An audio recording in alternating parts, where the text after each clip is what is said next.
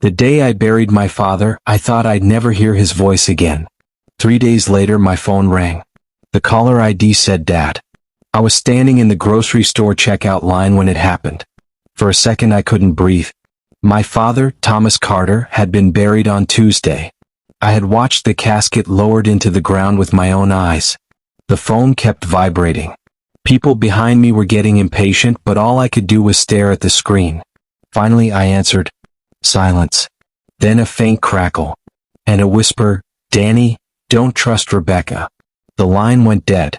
Rebecca was my older sister. I called the number back immediately. Straight to voicemail. My father's voicemail greeting played, the same calm voice I'd heard my entire life.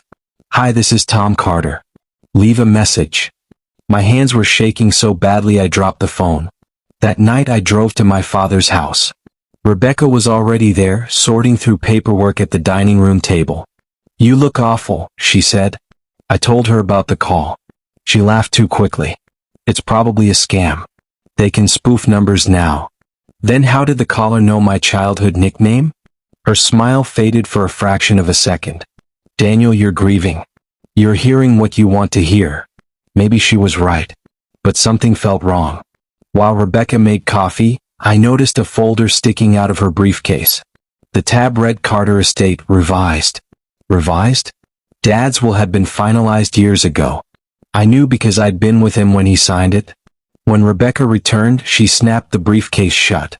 Private legal documents, she said. Since when was my father's estate private from me? I left without arguing, but I couldn't sleep. At 2:17 a.m. my phone rang again. Dad calling. This time I answered immediately. My father's voice, weak and distorted, whispered, "The funeral home, basement locker 7. Then the connection cut out. At sunrise I drove to Hawthorne Funeral Home, the place that had handled my father's service. The receptionist looked confused when I asked about basement lockers. We don't have public lockers, she said. Before I could press further, a man in a gray suit appeared from a back office. He introduced himself as Martin Hale, the funeral director. The moment he heard my father's name, his expression changed. Mr. Carter, he said carefully, I think you should leave. That was when I noticed a fresh scrape mark on the basement door behind him, and a small metal tag hanging from the handle. 7. I reached for the door. Martin grabbed my arm. Don't open that. I pulled free and yanked the door open. Cold air rushed up from the basement stairs. And from somewhere below, I heard a phone begin to ring. My father's ringtone.